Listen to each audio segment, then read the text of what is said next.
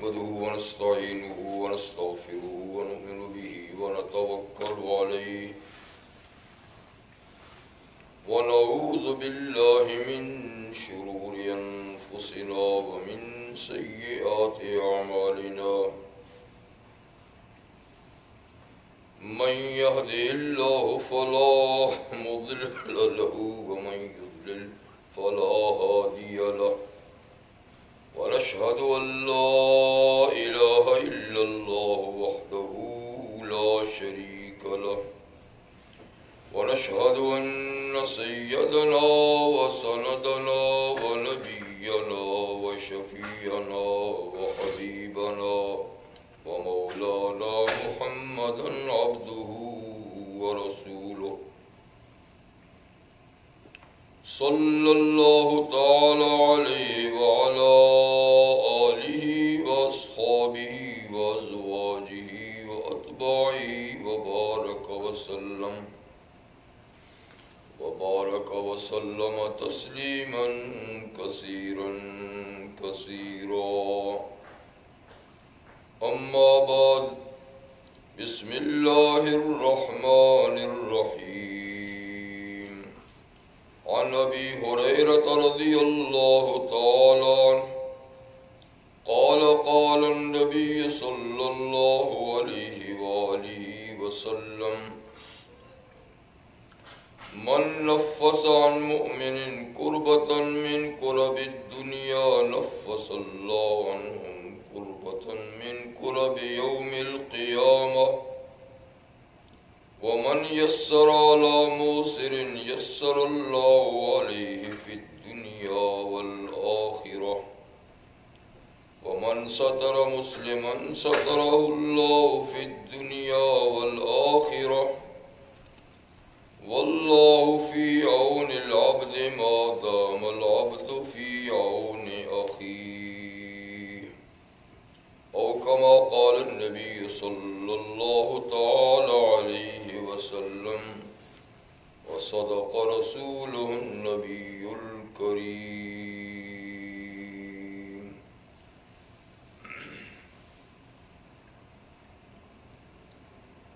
واجب الاحترام حضرات، میں نے نبی کریم صلی اللہ علیہ وسلم کے ارشادات میں سے ایک حدیث کا کچھ حصہ اس وقت آپ کے سامنے پڑھا ہے۔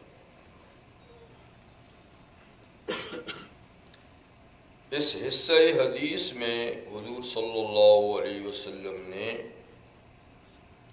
بعض حقوق کا بیان فرمایا ہے جو مسلمانوں پر ہوتے ہیں۔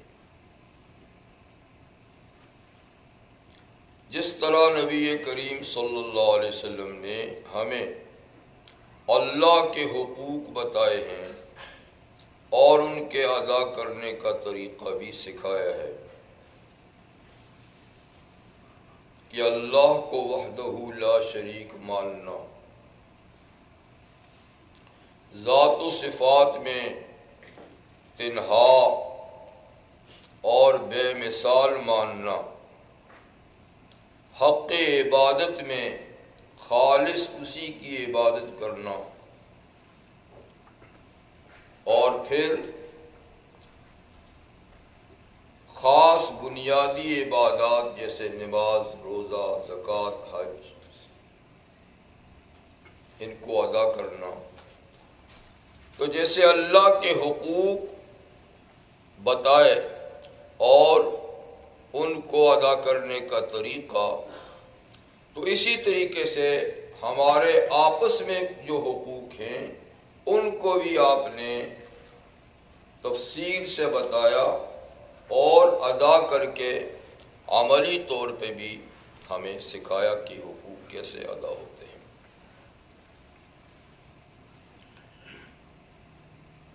رحمت عالم صلی اللہ علیہ وسلم جب ہجرت کر کے مدینہ منورہ تشریف لے گئے تو مدینہ منورہ کے ایک بہت بڑے یہودی عالم عبداللہ بن سلام رضی اللہ تعالیٰ عنہ اس وقت اپنے کھیتوں اور اپنی زمین میں کام کے سلسلے میں گئے ہوئے تھے، ان کو وہیں آپ کی تشریف آوری کی اطلاع ہوئی، اور یہ یہود کے صحیح علماء میں سے تھے جن کے دل میں کوئی تعصب، کوئی عناد، کوئی بغض اسلام اور پیغمبر اسلام کے لیے نہیں تھا۔ اپنے دور میں بھی یہ صحیح تورات پر عمل کرتے تھے، اور ان کو حضور علیہ السلام کی نشانیوں کا بھی پتہ تھا۔ ان کو یہ بھی معلوم تھا کہ وہ اسی شہر میں تشریف لائیں گے۔ تو جب آپ کی آمد کا ان کو پتہ چلا تو سیدھا کھیتوں سے نبی کریم علیہ السلام کی خدمت میں حاضر ہو گئے، اور حاضر ہونے کے بعد حضور علیہ السلام کو دیکھتے ہی انہوں نے کلمہ پڑھ لیا اور کہنے لگے کہ یہ چہرہ کسی جھوٹے کا چہرہ نہیں ہو سکتا، یہ نبی کا چہرہ ہے۔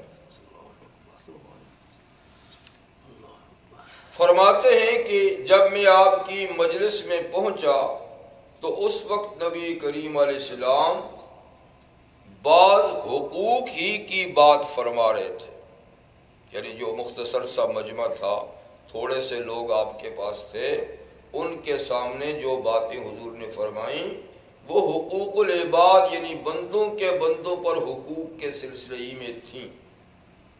تو فرماتے ہیں میں نے جاتے ہی آپ کی زبان مبارک سے سنا، آپ فرماتے تھے افش السلام، کہ لوگوں آپس میں سلام کی بات کو خوب پھیلاؤ، یعنی ایک دوسرے سے ملو ملاقات ہو تو السلام علیکم کہا کرو۔ یہ بھی گویا ایک مسلمان پر حق ہے۔ جیسے ایک اور حدیث میں آپ نے ارشاد فرمایا کہ مسلمان پر 6 حق ہیں، جن میں سے فرمایا رد السلام، ایک سلام کا جواب دینا ہے۔ تو سلام کا جواب دینا تو واجب ہے، لیکن سلام شروع سے کرنا یہ سنت ہے۔ ترتیب کے لحاظ سے سب سے اہم تو اللہ کا مقرر کردہ فرض ہوتا ہے، دوسرے نمبر پر واجب ہوتا ہے، تیسرے نمبر پہ سنت ہوتا ہے۔ لیکن پوری شریعت میں ایک سنت ایسی ہے جو واجب سے افضل ہے، اور وہ سلام کا ابتدا میں کرنا۔ حالانکہ یہ سنت ہے، جواب دینا واجب ہے، تو یوں مرتبہ واجب کا بڑا ہے، لیکن سلام کے بارے میں اس سنت کا یعنی درجہ بڑا ہے بجائے واجب کے، یعنی شروع میں سلام کرنا سنت ہے، یہ افضل ہے جواب دینے سے جو واجب ہے۔ تو افش السلام یعنی سلام کو خوب پھیلاؤ، اس لیے کہ اس سے الفت اور محبت پیدا ہوتی ہے، تعلقات اچھے ہوتے ہیں، اور مسلمان سے محفوظ بھی ہو جاتا ہے۔ دراصل یہ دعا ہے، اور دعا کے اندر ہی ایک ایگریمنٹ ہے اپنے اس مسلمان کے ساتھ جس کو السلام علیکم کہتا ہے۔ تو دعا بھی دیتا ہے، معاہدہ بھی کرتا ہے۔ دعا تو یہ ہے السلام علیکم، کہ تم پر سلامتی ہو اللہ کی طرف سے، یعنی سلامتی نازل ہو اللہ کی طرف سے تم پر، تم سلامت رہو ہر مصیبت سے، ہر آفت سے، ہر بلا سے، ہر خرابی سے، اللہ تمہیں سلامت رکھے۔ دوسری طرف سے اس میں معاہدہ بھی ہے کہ میری طرف سے بھی تمہیں سلامتی کا پیغام ہے، فکر نہیں کرو، میں تمہیں اپنی ہاتھ یا زبان سے کوئی تکلیف نہیں پہنچاؤں گا۔ اور جب جاتے وقت بھی سلام کرتے ہیں تو آتے وقت سلام کیا تو جتنی دیر تمہارے پاس ہوں تو میری طرف سے فکر مند نہیں ہونا، تمہاری جان کو بھی سلامتی ہے میرے ہاتھ سے، میری زبان سے، اور تمہارے مال کو بھی سلامتی ہے، تمہاری آبرو کو بھی سلامتی ہے، یعنی تم بالکل میری طرف سے محفوظ ہو۔ اور جب جانے لگتا تو پھر کہتا السلام علیکم، کیا مطلب؟ اب جب جا رہا ہوں تو پھر بھی فکر نہیں کرنا کہ میں تمہاری چغلی کروں گا، تمہاری غیبت کروں گا، تمہارے خلاف کوئی سازش کروں گا، جی کوئی غلط پلاننگ کروں گا، تو فکر کی بات نہیں ہے۔ میرے تمہارے پاس سے جانے کے بعد بھی تم میری ہاتھ اور میرے زبان اور میرے منصوبوں سے سلامت میں ہو۔ تو دیکھیے اسلام کا یہ ملاقاتی تحیہ کتنا جامع ہے، اس کی جامعیت کا مقابلہ دنیا کی کسی قوم کا بھی تحیہ نہیں کر سکتا۔ یعنی ہر قوم میں بوقت ملاقات کچھ الفاظ بولے جاتے ہیں، کچھ جواب دیا جاتا ہے، لیکن اس میں کوئی جامعیت نہیں۔ اسلام سے پہلے عرب لوگ جب آپس میں ملتے تھے تو ان کا تبادلہ کیا ہوتا تھا؟ سبحک اللہ بالخیر۔ صبح کے وقت دوپہر تک کہتے اللہ تمہاری صبح خیریت سے رکھے، شام کو مساک اللہ بالخیر، اللہ تمہاری شام خیریت سے گزارے، جیسے انگلش میں گڈ مارننگ، جی۔ تو یہ ایک وقت کے لیے صرف ایک محدود بھلائی کی بات ہے، اور پھر آفٹر نون کے لیے وہ بھی ایک محدود وقت، پھر شام کے لیے ایک محدود وقت۔ تو ہر وقت کے لیے ایک خاص لفظ ہے، دوسری زبانوں میں بھی اسی طریقے سے ہے، لیکن السلام علیکم اس میں کوئی وقت کی تحدید نہیں کہ کس وقت تک تمہیں سلامتی کا پیغام ہے یا کس وقت تک تمہیں اللہ سلامت رکھے، یہ ہمیشہ ہمیشہ کے لیے سلامتی کی دعا ہے اور اپنی طرف سے سلامتی کی پیشکش ہے کہ آپ کو میری طرف سے بالکل فکر مند ہونے کی ضرورت نہیں۔ تو ظاہر بات ہے کہ جو آدمی سوچ سمجھ کے سلام کرے گا اس کے معنی مفہوم کو، تو جس کو سلام کرے گا وہ اس سے بالکل محفوظ ہوگا، وہ بھی خود کو محفوظ سمجھے گا کہ اس سے مجھے اب کوئی خطرہ نہیں ہے، سلام کرنے کے بعد اب اس سے مجھے کوئی خطرہ نہیں، تو وہ بھی امن میں ہو گیا، یہ بھی امن دینے والا بن گیا۔ تو اتنی جامعیت کسی سلام میں نہیں۔ اور نبی کریم صلی اللہ علیہ وسلم نے اس کے بعد دوسرا جملہ فرماتے ہیں کہ یہ فرمایا افش السلام وَأَطْعِمُ الطَّعَامَ، دیکھو دوسروں کو کھانا بھی کھلایا کرو، ضرورت مندوں کو، بھوکوں کو کھانا بھی کھلایا کرو، یہ بھی ایک حق ہے مسلمان کا دوسرے کو کہ دوسرا مسلمان بھوکا نہ رہے۔ ایک اور حدیث میں حضور نے فرمایا ہے لا یؤمن احدکم، تم میں کوئی شخص مومن کامل نہیں ہو سکتا کہ وہ پیٹ بھر کے کھا لے اور اس کا پڑوسی اس کے پڑوس میں بھوکا سو جائے۔ تو یہ بھی ایمان کا تقاضا ہے، اسلام کا تقاضا ہے کہ آدمی دوسری کی ضروریات کو بھی سامنے رکھے، اور اگر وہ بھوکا ہے اس کو کھانا کھلائے، وہ اس کے پاس کپڑا نہیں تو اس کو کپڑا پہنائے، اور کوئی ایسی ضروریات ہیں، بیمار ہے اس کا علاج کرائے، کوئی بھی ضرورت ہو سکتی ہے، تو اطعم الطعام، کھانا کھلایا کرو۔ رحمت عالم صلی اللہ علیہ وسلم نے یہ نہیں کہ صرف یہ تلقین کی، بلکہ جب موقع آیا تو آپ نے اس کا باقاعدہ ایک نظام قائم کیا۔ جیسے آپ کو معلوم ہے کہ حضور علیہ السلام جب ہجرت کر کے مدینہ طیبہ تشریف لائے تو ساری دنیا کے مسلمانوں کو حکم تھا کہ وہ بھی ہجرت کر کے مدینہ آئیں حضور علیہ السلام کے پاس، تاکہ وہاں مسلمانوں کو استحکام اور مضبوطی حاصل ہو، اور وہ نبی کریم علیہ السلام سے تعلیمات بھی حاصل کریں، آپ کی صحبت اور مجلس سے فیض بھی حاصل کریں، اور مسلمانوں کی جماعت بھی مضبوط ہو۔ تو ہجرت فرض تھی، جب تک مکہ فتح نہیں ہوا تو مدینہ منورہ ہجرت فرض تھی۔ ہاں جب مکہ فتح ہو گیا تو اب اس کی فرضیت باقی نہیں رہی۔ جب یہ فرض تھی تو دھڑا دھڑ مسلمان دوسرے علاقوں سے ہجرت کر کے مدینہ آنے لگے۔ جب آنے لگے تو ظاہر بات ہے وہ اپنے ساتھ مال و متاع تو نہیں لے کر آئے تھے، مکان جائیدادیں تو لے کر نہیں آئے تھے، بلکہ بہت سے مسلمان تو اپنے پیسے تک بھی لا نہیں سکے تھے۔ تو بڑے بڑے تاجر بھی تھے، زمیندار بھی تھے اور دولت مند بھی تھے، صاحب جائیداد بھی تھے، لیکن جب ہجرت کی تو وہ خالی ہاتھ آئے۔ تو پیغمبر کریم علیہ السلام نے ان خالی ہاتھ آنے والے مہاجرین کے بسانے اور ان کے کھانے پینے اور ضروریات کا یہ انتظام کیا کہ مقامی مسلمانوں کے ساتھ ان کا بھائی چارہ قائم کیا۔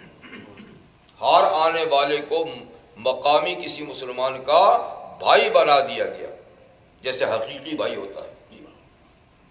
اور حضور نے یہ بھی ارشاد فرمایا کہ دیکھو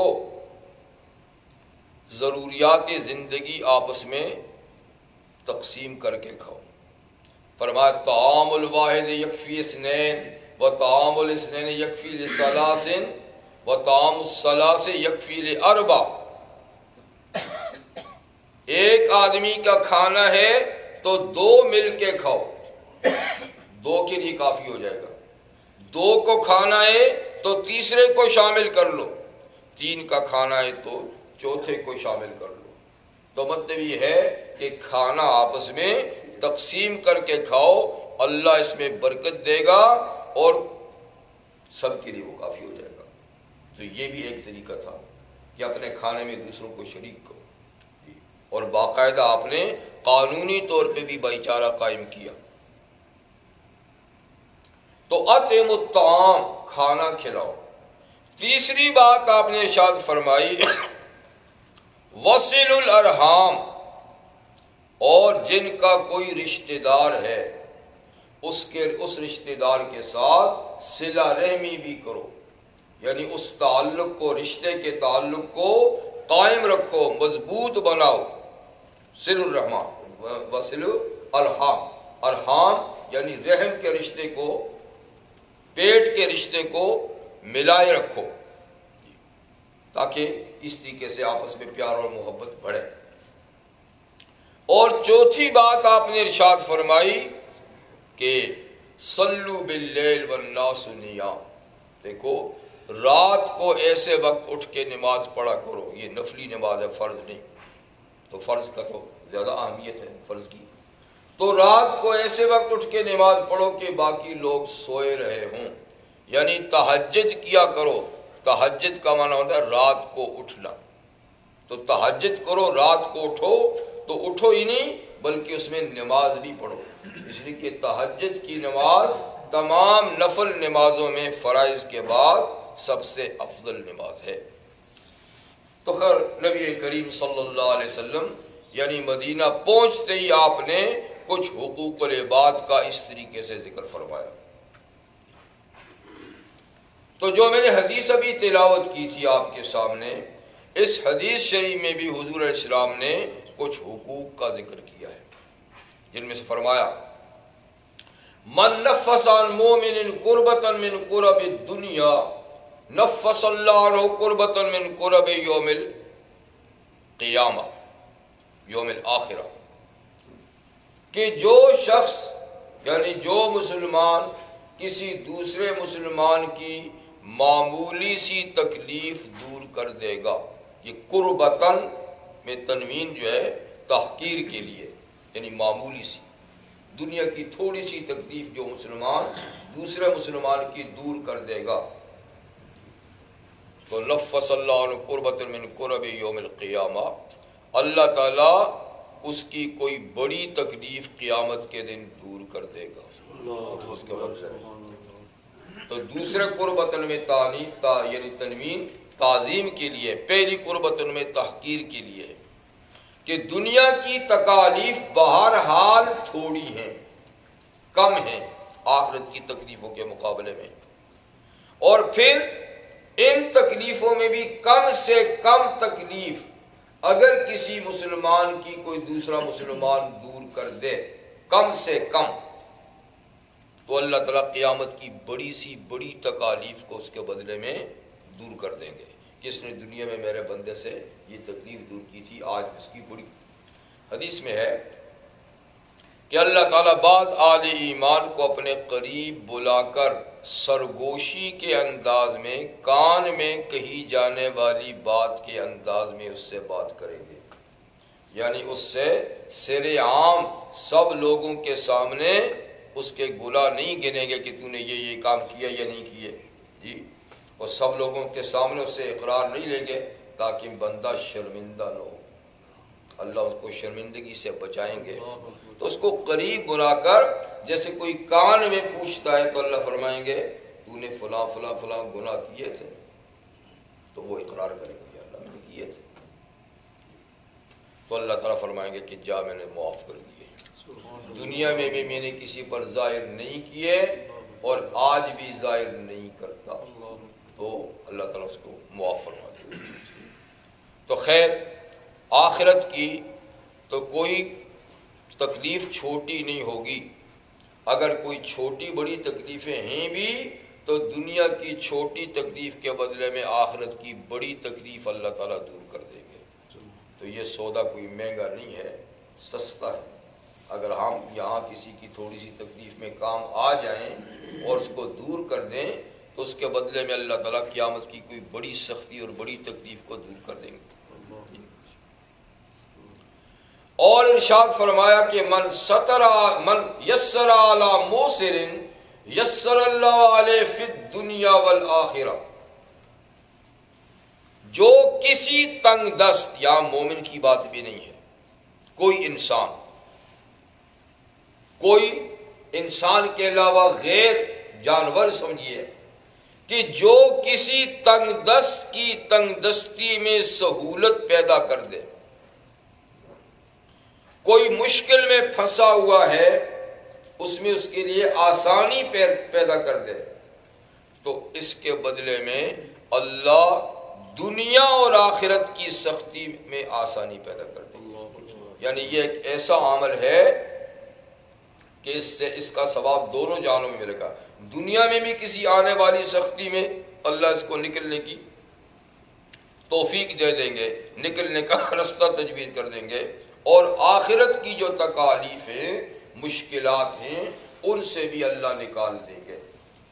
تو جو آدمی دنیا میں کسی تنگ دست، کسی مشکل میں پھنسے ہوئے کی مشکل میں کام آ جائے، تنگ دست کی تنگ دستی دور کرنے میں سہولت پیدا کر دے، تو اللہ دنیا کی تنگ دستی اور مشکل اور آخرت کی مشکل میں اس کو آسانی دے دیں گے۔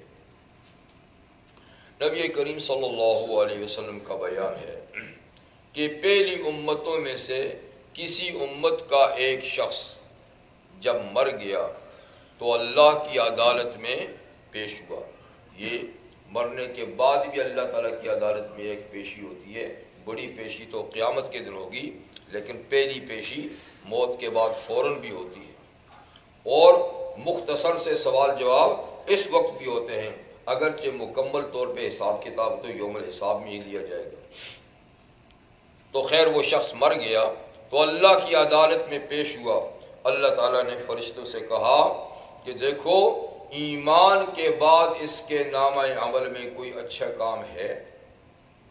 تو اللہ تعالیٰ کو سب کچھ پتہ ہے، لیکن یہ ایک عدالتی کاروائی ہے جس پہ اللہ تعالیٰ پوچھیں گے فرشتوں سے۔ تو فرشتے کہیں کہ یا اللہ اس کا نامہ عمل بالکل خالی ہے، ایمان تو ہے، ایمان کے بعد کوئی نیکی اس کے عمل میں نہیں ہے۔ تو اللہ تعالیٰ پھر فرمائیں گے کہ دیکھو شاید کوئی ہو، کوئی کونے کترے میں کچھ نہ کچھ ہو۔ تو فرشتے پھر اس کے نامہ عمل کو دیکھیں گے تو پھر کہے گے یا اللہ ہمیں تو کچھ نظر نہیں آتا۔ بہرحال اس شخص سے پوچھا جائے گا کہ بھائی تو نے کوئی ایمان کے بعد کوئی عمل خیر کیا، کوئی کام کیا؟ یا اللہ، فرشتے بھی کہتے ہیں نہیں ہے عمل میں، مجھے بھی کچھ نہیں خیال آتا کہ میں نے کوئی اچھا کام کیا ہوگا۔ پھر بڑی سوچ و بچار کے بعد کہے گا کہ ہاں ایک کام مجھے یاد آ رہا ہے، ایک عمل میرا ایسا تھا کہ میں تاجر تھا، بزنس مین تھا، کاروباری آدمی تھا، اور مجھ سے کچھ لوگ قرضے لیا کرتے تھے، پھر کچھ قرضے واپس کرتے بھی تھے، کچھ نہیں بھی کرتے تھے۔ تو مجھ سے قرض لینے والے مالدار بھی ہوتے تھے، فقیر بھی ہوتے تھے۔ تو میں نے اپنے ملازموں اور نوکروں سے یہ بات کہہ رکھی تھی کہ جو شخص تم سے معینہ مدت میں قرضہ واپس کرنے کے لیے اور وقت مانگے تو چاہے وہ غریب ہے چاہے امیر ہے، اس کو اور وقت بھی دے دیا کرو۔ یہ نہیں کہ جو وقت اس کے ساتھ طے ہے وہ لازمی طور پہ تنگ کر کے اسی وقت میں قرضہ وصول کرو، تو تنگ کسی کو نہیں کرنا، چاہے مالدار ہے چاہے فقیر ہے، تنگ نہیں کرنا۔ مالدار بھی اگر اور وقت مانگے تو وقت دے دیا کرو، فقیر اور وقت مانگے تو دے دیا کرو، بلکہ اگر فقیر کہے کہ میں دے ہی نہیں سکتا تو اس کو چھوڑ بھی دیا کرو۔ تو بہرحال اس معاملے میں کسی کو تنگ نہیں کرنا، پریشان نہیں کرنا۔ یا اللہ بس یہ کام میں کرتا تھا، باقی مجھ سے تو کوئی نیکی نہیں ہوئی، کوئی نہ روزے رکھے نہ نماز پڑھی نہ فلاں کیا نہ فلاں کیا، یہ کام کرتا تھا۔ تو اللہ تعالیٰ ارشاد فرمائیں گے، اللہ تعالیٰ نے اس کو کہا، یعنی یہ تو پہلی امت کا ایک واقعہ نا، تو حضور نے فرمایا کہ اللہ تعالیٰ فرمائیں گے کہ اگر تو خود محتاج ہو کر ایسا کام کرتا تھا تو ہم تو کسی کے محتاج ہی نہیں، کیونکہ تو مالدار ہے تو بھی محتاج تو ہے۔ اگر تو محتاج ہو کر اتنی رعایت دیتا تھا تو ہم تو محتاج بھی نہیں ہیں، ہم کیوں تجھے رعایت نہ دے دیں؟ تو چل میں نے تجھے، لیکن یاد رکھے کہ یہ انعام والی بات ہے، تو انعام تو کسی کسی کو ملتا ہے نا۔ یہ کوئی اس انعام کی وجہ سے کام چھوڑ دے کہ میں بھی بس ایک ہی کام کروں گا، تو بھائی کیا پتہ تجھے وہ انعام ملتے کہ نہیں ملتا، تو اپنا معاملہ تو پورا صاف کر کے لے کر جا۔ تو کسی ایک عمل پہ کسی آدمی کی بخشش ہو جانا، یہ ایک اللہ کی طرف سے انعام ہوگا، جو کئی لوگوں کو اس طرح کا انعام ملے گا۔ لیکن کس کو ملے گا یہ تو لاٹری ہے نا، کس کو ملے گا کسی کو پتہ نہیں، اس لیے ہر آدمی کو پورا انتظام کر کے ہی جانا ہے۔ نمازیں بھی پوری ہونی چاہیے، روزے بھی پورے ہونے چاہیے، پھر اللہ کس پہ بخشتا ہے اس کی مرضی ہے۔ جیسے کہ حدیث میں اور بھی اس قسم کے واقعات آتے ہیں۔ ایک واقعہ ہے کہ ایک صاحب رستے میں، یہ بھی پچھلی امتوں کا واقعہ ہے، رستے میں جا رہا تھا، پیاس لگی تو ایک کنویں پہ پہنچا، کنویں میں پانی بہت نیچے تھا اور اوپر کوئی ڈول برتن بھی نہیں تھا کہ اس کو ڈال کے پانی نکالے، تو خود بڑی مشکل سے کہیں نیچے اترا کنویں میں اور پانی پیا۔ پانی پی کر جب اوپر نکلا تو اتنے میں ایک پیاسا کتا بھی کہیں سے آتے آتے کنویں کے پاس پہنچ گیا۔ دیکھا تو وہ بھی اس نے زبان لٹکائی ہوئے پیاس کی شدت سے، اب پانی تو وہاں ہے نہیں، تو وہاں کیچڑ تھا، تو کیچڑ کو چاٹ رہا تھا پیاس بجھانے کے لیے۔ اس آدمی نے سوچا کہ یہ بھی ایک جاندار ہے، جس طرح پیاس نے مجھے ستایا ہے پیاس اس کو بھی ستا رہی ہے، اس کو بھی پیاس سے اتنی تکلیف ہو رہی ہے، تو کیوں نہ میں اس کی پیاس بھی بجھاؤں۔ تو پھر وہ دوبارہ کنویں میں اترا اور اپنا موزہ اتار کے، برتن تو نہیں تھا نا، اپنا موزہ اتار کے اس میں پانی بھرا۔ اب کنویں سے نکلے، یہ بھی بڑا مشکل ہے، بڑی مشکل سے دونوں ہاتھ دونوں پاؤں کے سہارے سے اترا تھا، چڑھا تھا، اب پانی بھی ہے، تو اس نے دانتوں میں اس موزے کو پکڑا، بھرا ہوا پانی، اور اپنے دونوں ہاتھوں کے سہارے سے پتھروں کو پکڑتا اوپر چڑھا، اور چڑھنے کے بعد وہ پانی اس کے سامنے رکھا، اور کتے نے پیا اور چل دیا، تو اللہ نے اسی نیکی پر اس کی بخشش کر دی۔ تو یہ بھی انعام ہے، یہ بھی انعام ہے، ورنہ قانون وہی ہے کہ کوئی جرم نہیں ہونا چاہیے، اگر جرم ہوا تو پکڑے جاؤ گے، قانون تو یہی ہے، لیکن انعام یہ کہ کسی نیکی پہ بھی فیصلہ کر دے۔ جیسے شیخ سعدی فرماتے ہیں جب ان کا انتقال ہوا تو کسی نے خواب میں دیکھا کہ شیخ کیا معاملہ اللہ کا تمہارے ساتھ ہوا؟ کہا بس میرے ایک شعر پہ اللہ نے بخشش کا فیصلہ دے دیا، ایک شعر جو میں نے اللہ تعالیٰ کی طرف توجہ دلانے کے لیے کہا تھا، برگ درختان سبز دز نظر ہوشیار ہر ورق دفتر معرفتی کردگار، کہ درختوں کے سبز پتے ایک سمجھدار آدمی کے نزدیک ایک پتا بھی اللہ کی معرفت کے لیے کافی ہے۔ کہ اللہ میرے اس شعر سے اتنے خوش ہوئے کہ اسی پر فیصلہ کر دیا۔ تو خیر یہ بعض واقعات ایسے آتے ہیں کہ جس میں کسی ایک عمل سے بخشش کا فیصلہ ہوتا ہے، ورنہ اصل بات تو وہی ہے کہ عمل سارے ٹھیک ہونے چاہیے۔ تو جو کسی مشکل میں پھنسے ہوئے کی مشکل کو دور کر دے تو اللہ اس کی دنیا آخرت کی مشکلیں دور کر دیں گے، ٹھیک۔ اور فرمایا وَمَنْ سَتَرَ مُسْلِمًا سَتَرَ اللَّهُ عَلَيْهِ فِي الدُّنْيَا وَالْآخِرَةِ، اور جو کسی مسلمان کی عیب پوشی کرے، عیب کو چھپائے، عیب پہ پردہ ڈالے، اس کے گناہوں پہ پردہ ڈالے، اس کے گناہوں کو لوگوں کے سامنے بیان نہیں کرے، بس اس نے دیکھا تھا کہ اس میں یہ عیب ہے، اس نے آنکھیں پھیر دی، کسی کو نہیں بتایا کہ اس میں یہ عیب ہے، تو اللہ اس شخص کو عیبوں پر دنیا میں بھی پردہ ڈال دیں گے، آخرت میں بھی پردہ ڈال دیں گے، کہ تو نے میرے بندے کے عیب چھپائے تھے، چل میں بھی تیرے، ورنہ عیب سے خالی کون ہے؟ سب میں عیب ہے، کسی میں کم کسی میں زیادہ ہیں۔ اگر یوں اللہ ہمارے عیب بھی کھولنے لگ جائے سب لوگوں کے سامنے تو کوئی شرمندگی سے بچ نہیں سکے گا۔ اگر کوئی یہ چاہتا ہے کہ اس کے عیب نہ کھلے، اس کے عیبوں پہ پردہ رہے، تو اس کو چاہیے کہ وہ دوسروں کے عیبوں پر بھی پردہ ڈالے اور ان کو اچھالے نہیں، اگر دیکھیں تو ان کو وہی رہے۔ تو اللہ تعالیٰ دنیا میں بھی پردہ رکھیں گے، اور یہ کہ آخرت میں بھی جب اس کے عیب بتائیں گے تو وہی کان میں بتا دیں گے، برسر عام نہیں بتائیں گے۔ لیکن یہ بھی مسلمان کا ایک حق ہے کہ اس کے عیب کو چھپایا جائے۔ نبی کریم صلی اللہ علیہ وسلم کے ایک صحابی حضرت ماعز رضی اللہ تعالیٰ عنہ، ان سے ایک گناہ ہو گیا، بدکاری ہو گئی، کسی نے اس کو مشورہ دیا کہ اس کام کو دیکھا تو کسی نے نہیں، اس پہ گواہ تو کوئی نہیں ہے، لیکن تجھ سے یہ گناہ ہوا ہے تو جا کے حضور علیہ السلام کے سامنے اس گناہ کا اقرار کر، تاکہ تجھ کو دنیا میں جو سزا مل ہے وہ مل جائے، آخرت کی سزا سے بچ جائے۔ تو اس کے کہنے پہ حضرت ماعز حضور کی خدمت میں آئے، تو آپ نے پہلے اس سے پوچھا کہ کوئی تیرے پاس گواہ ہے؟ اس نے کہا جی کوئی گواہ نہیں۔ کہا پھر کیوں آیا ہے؟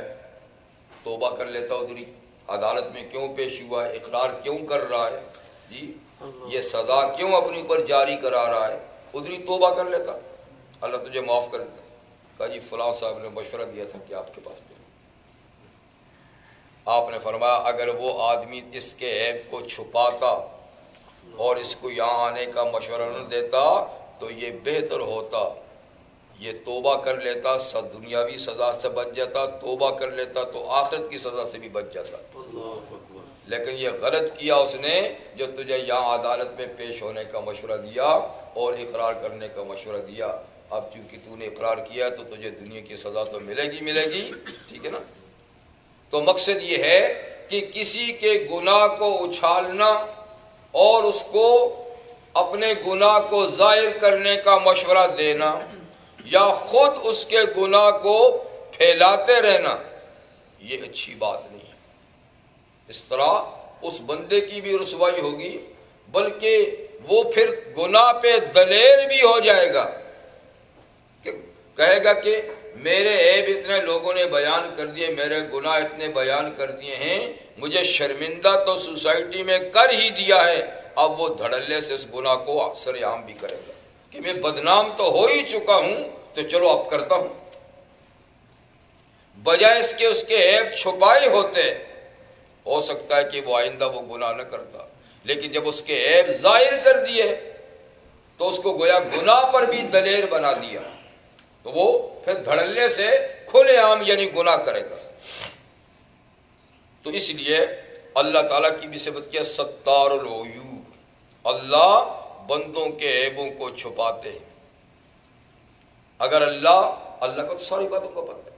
ہم اندھیرے میں کیا کرتے ہیں, ہم تنہائی میں کیا کرتے ہیں, ہم مجلس میں کیا کرتے ہیں, اللہ کو سب کچھ پتہ ہے.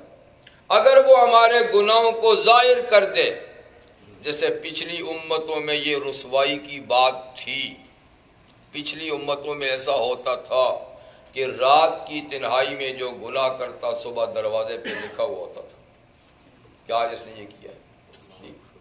تو یوں آخرت کی ذلت سے دنیا کی ذلت بھی ملتی تھی. پر ہمارے لیے اللہ تعالیٰ نے اس قانون کو بدل دیا. اب ہمارے عیب اللہ تعالیٰ دروازوں پہ نہیں لکھتے اور کسی پہ ظاہر نہیں کرتے. ستار العیوب ہیں تا وقت کہ ہمارا اپنا کوئی بھائی ہمارے گناہ کو ظاہر نہیں کرے یا ہم خود اپنے گناہ کو ظاہر نہیں کریں تو گناہ کا پتہ ہی نہیں ہے. تو اللہ کی صفت ہے ستار العیوب, اور بندوں کو بھی چاہیے کہ اللہ کی یہ صفت اپنائیں کہ وہ عیبوں کو چھپائیں, دوسرے کے عیبوں کو چھپائیں. اس لیے کہ اگر تو اس کے عیب کو ظاہر کرے گا تو تیرے اندر بھی تو عیب ہے نا, کل کو کوئی تیرا عیب بھی ظاہر کرے گا, اور تو اگر آج اس کے عیب پہ پردہ ڈالے گا تو کل اللہ بھی تیرے عیبوں پہ پردہ ڈالے گا. تو خیر وہ لوگ اللہ کو پسند نہیں جو مسلمانوں کے عیوب ظاہر کرتے پھرتے ہیں, اور صرف یہ نہیں کہ ان کا عیب ظاہر کرتے ہیں بلکہ ان کے ساتھ حاشیے بھی لگاتے ہیں, اپنی طرف سے بھی اس کو بڑھا چڑھا کر اور رنگ دے کر پیش کرتے ہیں تاکہ وہ اور بھی لوگوں میں زیادہ ذلیل اور خوار ہو جائے. تو ان لوگوں کو پتہ ہونا چاہیے کہ ان پر بھی یہ وقت آ سکتا ہے. آج ہمارے معاشرے میں یہ گندگی اتنی پھیلی ہوئی ہے کہ بظاہر اس کا سد باب ممکن نظر نہیں آتا. آپ ٹی وی کھولیں, آپ اخبارات پڑھیں, آپ رسائل پڑھیں, آپ کسی مجلس میں چلے جائیں تو اس کے سوا کوئی بات سننے کی نہیں, دیکھنے کی نہیں ملے گی کہ عیب تراشی ہو رہی ہے, عیب جوئی ہو رہی ہے, بہتان ترازی ہو رہی ہے. عیب تو ہے, بہتان ترازی ہو رہی ہے. مجلسوں میں جاؤ تو مجلس میں اسی بات کا تذکرہ ہوگا فلاں ایسا فلاں ایسا فلاں ایسا ہے, اور چھوٹے سے بڑا کر کے اس کا گناہ پیش کیا جاتا ہے, خوب اس کو رسوا اور ذلیل کیا جاتا ہے. اور اس کے بغیر یعنی غیبت کے بغیر, بہتان ترازی کے بغیر اور تانا زنی کے بغیر ہماری کوئی مجلس سجتی ہی نہیں, بنتی ہی نہیں. اور وہ مجلس زیادہ گرم سمجھی جاتی ہے جس میں زیادہ سے زیادہ کسی پر الزامات اور اتہامات لگائے جاتے ہوں. لیکن اللہ تعالیٰ فرماتے ہیں کہ ان لوگوں کو یہ بات یاد رکھنی چاہیے, ان الذین یحبون ان تشیع الفاحشۃ فی الذین آمنوا لہم عذاب علیم. جو لوگ اس بات کو پسند کرتے ہیں کہ فاحشہ, بے حیائی کی, بے شرمی کی, بے غیرتی کی باتیں مسلمانوں میں پھیلتی رہیں, عام ہو جائیں, ہر شخص اس سے باخبر ہو, جو اس بات کو پسند کرتے ہیں ان کو پتہ ہونا چاہیے ان کے لیے عذاب علیم اللہ نے تیار کیا ہے. دردناک تکلیف دہ عذاب ان کو ہوگا جو اس مہم کے اندر شریک ہوں گے, جو یہ مہم چلائیں گے. اور یہی مہم چلائی جا رہی ہے. معاشرے میں کون آدمی اس سے سلامت ہے؟ سیاست سے لے کر دینی شعبوں تک دیکھیے تو ایک دوسرے پہ الزام تراشی ہے, اتہام تراشی ہے. ہماری زبانیں اس سے رکتی ہی نہیں ہیں. اور اس طریقے سے ان الذین یؤذون المؤمنین والمؤمنات بغیر ما اکتسبوا, ایک تو وہ عیب ہے جو عیب ہے اور آپ نے کھول دیا, نہیں کھولنا چاہیے تھا.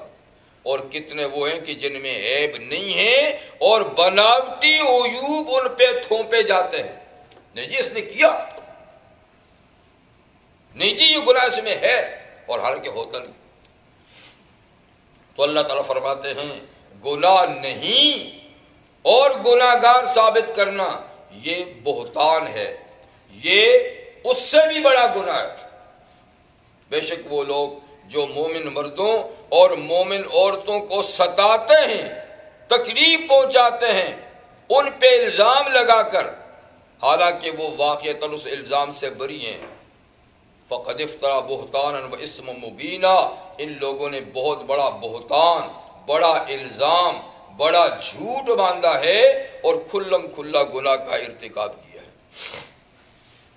تو بہرحال ایک مسلمان کی ذمہ داری ہے کہ وہ اپنی زبان کو کنٹرول میں رکھے، اپنے ہاتھوں کو بھی کنٹرول میں رکھے، اپنی زبان اور اپنے ہاتھ سے کسی مسلمان کو ستائے نہیں. ہمارا نام مسلمان ہے. مسلم، مسلمان کا کیا مطلب ہے؟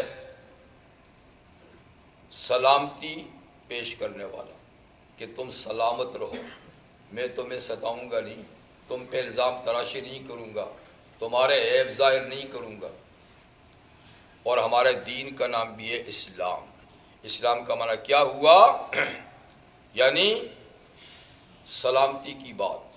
اسلام سلامتی کی بات ہے اور مسلمان سلامتی کی بات پیش کرنے والا. رحمت عالم صلی اللہ علیہ وسلم ارشاد فرماتے ہیں المسلم من سلم المسلمون من لسانہ و یدہ. دیکھو مسلمان کامل وہ ہے کہ باقی مسلمان اس کی زبان سے بھی سلامت رہیں اور اس کے ہاتھ پاؤں سے بھی سلامت میں رہیں. تو محدثین اس حدیث کا معنی کرتے ہیں مسلمان کامل. اس کا یہ مطلب نہیں کہ جو دوسروں کو ستاتا ہے تو وہ سرے سے مسلمان نہیں. یعنی مسلمان تو وہ بھی ہے جو اس حق کی پرواہ نہیں کرتا اور جو اپنی زبان اور ہاتھ سے دوسروں کو ستاتا ہے، مسلمان تو وہ بھی ہے، لیکن کامل مسلمان نہیں. کامل مسلمان وہ ہے کہ جس کی زبان اور جس کے ہاتھ سے دوسرے مسلمان سلامت رہیں. تو اس حدیث سے یہ بھی معلوم ہوا کہ مسلمان سارے برابر نہیں، کچھ کامل ہیں، کچھ ناقص ہیں، کچھ پورے ہیں، کوئی ادھورے ہیں. اور اس لیے کہ دیکھیے ایک مسلمان وہ تھے جو نبوت کے زمانے میں تھے، رحمت للعالمین صلی اللہ علیہ وسلم کے زمانے میں تھے، جن کی تربیت خود آقا نے کی تھی، جو حضور کے ہم نشین، ہم جلیس تھے. آپ کے صحابی تھے، ایک وہ تھے اور ایک آج ہم ہیں. کیا ہم برابر ہیں؟ وہ کامل تھے، اکمل تھے، اور ہم تو بہت ناقص سے بہت پیچھے ہیں. تو یہ کمال اور یہ نقصان کس وجہ سے ہے؟ اس لیے نہیں کہ صحابہ کوئی 50 نمازیں پڑھتے تھے دن میں اور ہم 5 پڑھتے ہیں، اور وہ 6 مہینے روزے رکھتے تھے اور ہم 1 مہینہ روزہ رکھتے ہیں، یا وہ 25% زکوٰۃ دیتے تھے ہم 2.5% دیتے ہیں. یہ بات نہیں. نمازیں وہ بھی 5 پڑھتے تھے، روزے وہ بھی رمضان المبارک کے رکھتے تھے، زکوٰۃ وہ بھی 2.5% دیتے تھے، عبادات وہی وہ کرتے تھے جو ہم بھی کرتے ہیں. تو پھر کیوں وہ کامل تھے ہم کامل نہیں؟ اس لیے کہتے ہیں کہ وَلَٰكِنْ شَيْءٌ وُقِّرَ فِي قَلْبِهِمْ. فرق یہ ہے کہ ان کے دلوں میں جو احساس اور ایمان اور اس کی کیفیتیں تھیں وہ ہمارے دلوں میں نہیں. ان کے دلوں میں جو چیز تھی وہ ہمارے دلوں میں نہیں. بس یہ فرق ہے. اسی کو اکبر کہتے ہیں اللہ کی راہ اب بھی کھلی، آثار و نشان سب قائم ہیں. اللہ کی راہ ہے اب بھی کھلی، آثار و نشان سب قائم ہیں. اللہ کے رستے پر لیکن مسلمانوں نے چلنا چھوڑ دیا. تو ہم نے چلنا چھوڑ دیا، بس اتنی سی بات ہے، اسی سفر۔ اور یہ فرق اب اتنا بڑھ گیا ہے کہ امام حسن بصری رحمۃ اللہ علیہ فرماتے ہیں، امام حسن بصری تابعین میں سے ہیں، بہت پہلے لوگوں میں سے ہیں، صحابہ کے بعد دوسرے درجے کے لوگوں میں سے ہیں۔ وہ فرماتے تھے اپنے زمانے میں، حالانکہ ان کے زمانے میں صحابہ بھی تھے اور دوسرا اعلیٰ طبقہ تابعین کا بھی تھا، وہ فرماتے ہیں کہ اگر آج صحابہ اپنے قبروں سے نکل آئیں اور ہمیں دیکھ لیں تو وہ ہمیں مسلمان نہ سمجھے، حالانکہ وہ تابعین کا دور ہے، وہ انتہائی مقدس دور ہے وہ بھی، یعنی صحابہ کے بارے میں بعد ہم میں بھی اتنی تبدیلی آ گئی کہ وہ قبروں سے اٹھے تو ہمیں مسلمان نہ سمجھیں اور ہم انہیں دیوانہ کہیں، ہم دیکھیں ان کو تو کہیں یہ دیوانے ہیں، وہ ہمیں دیکھیں کہیں گے تو مسلمان ہی نہیں۔ تو آج ہمارے زمانے میں اگر وہ آ جائے تو کیا ہوگا، کیا ہوگا؟ تو مقصد کہنے کا یہ ہے کہ دین اور شریعت وہی ہے جو اس زمانے میں وہ بھی اسی دین و شریعت پہ عمل کرتے تھے، آج وہی دین و شریعت ہمارے پاس بھی ہے، ہم بھی ٹوٹا پھوٹا کام اسی پہ کرتے ہیں، لیکن وہ کامل تھے، ہم ناقص ہیں۔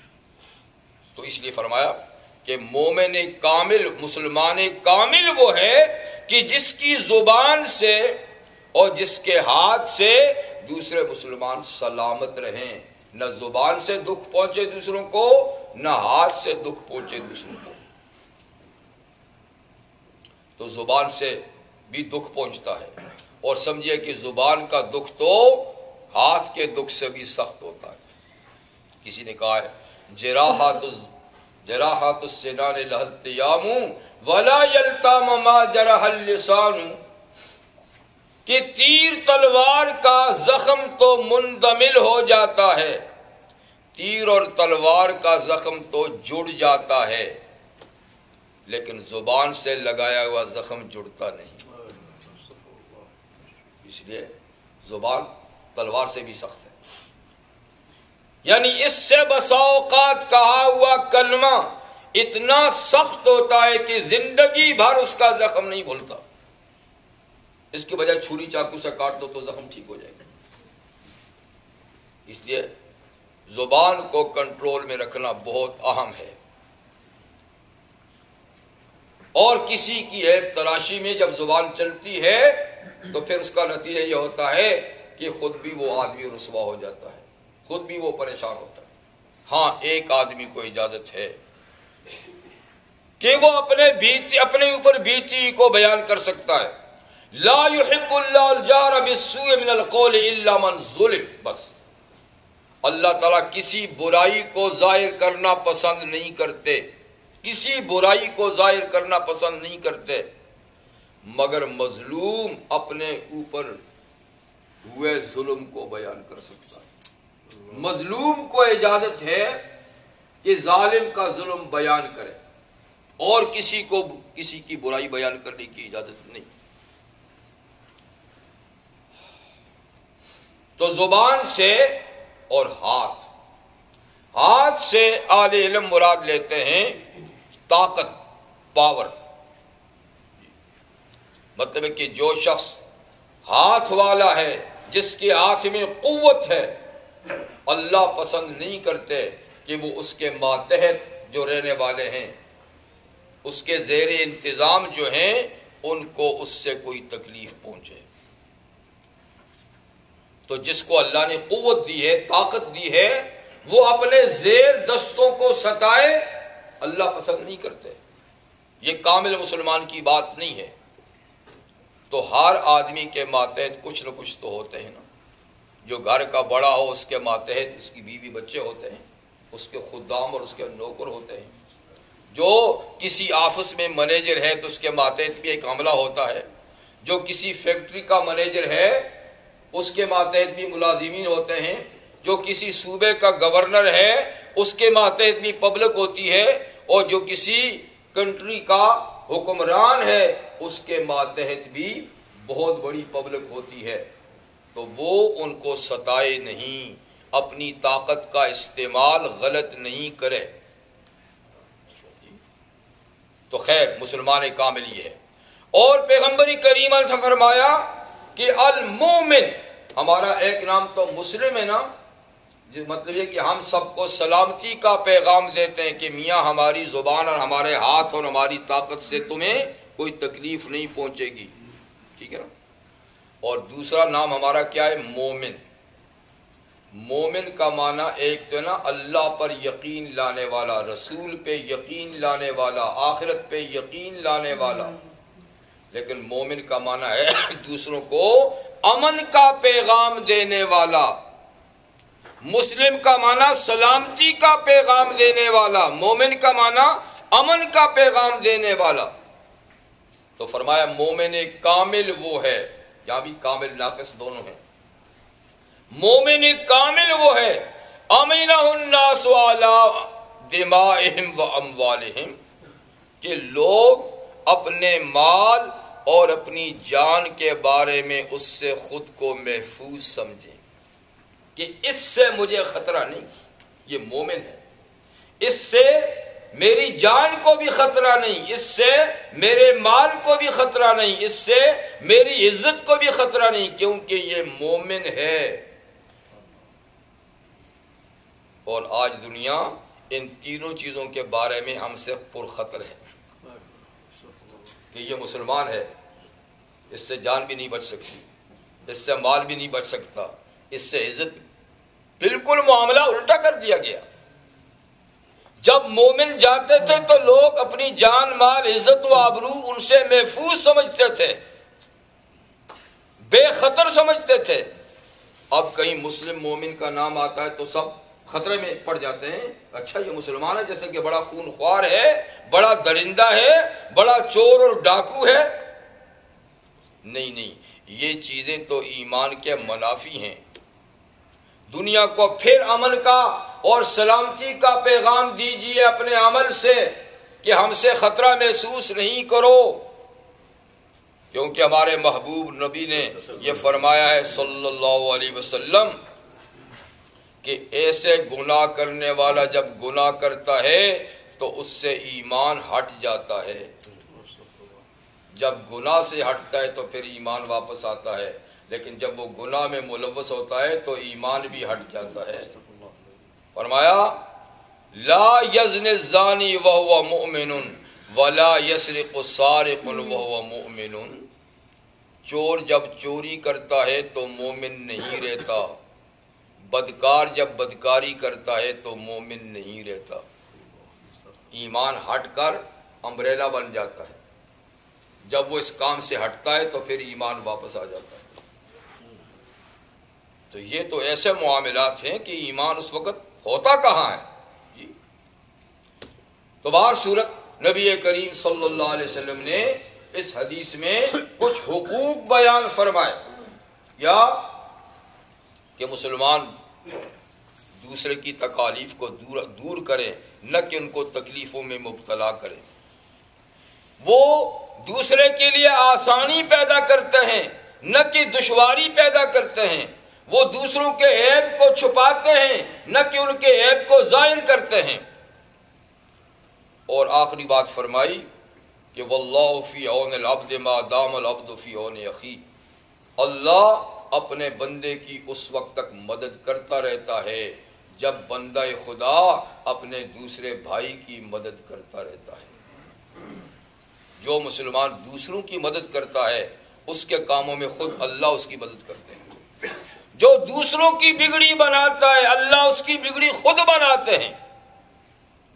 جس کو اپنے کام سے فرصت ہے، دوسروں کے کام سے فرصت نہیں، اللہ اس کے کاموں کو خود ٹھیک کر دیتے ہیں۔ تو اس لیے مطلب ہے کہ خدمت خلق بھی ایک بہت بڑا اعزاز ہے، بہت بڑا کام ہے۔ اللہ تعالی ہمیں توفیق عطا فرمائے کہ ہم اللہ کے حقوق کو بھی پہچانیں اور اس کی ادا کرنے کی کوشش کریں، اور اپنے مسلمان بھائیوں اور دیگر انسانوں کے حقوق کو بھی پہچانیں اور ان کو ادا کرنے والے بنیں۔ وآخر دعوانا الحمدللہ رب العالمین۔ سنتیں پڑھ لیجیے۔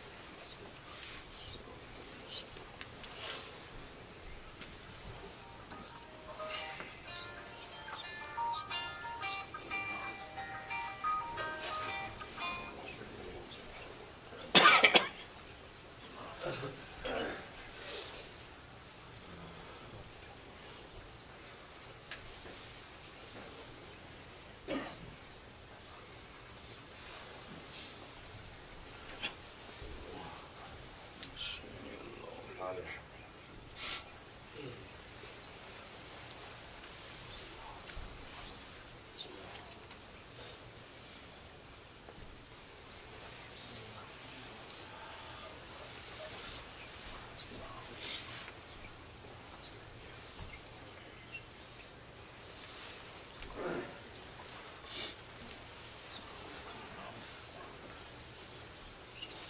اللہ الرحمن الرحیم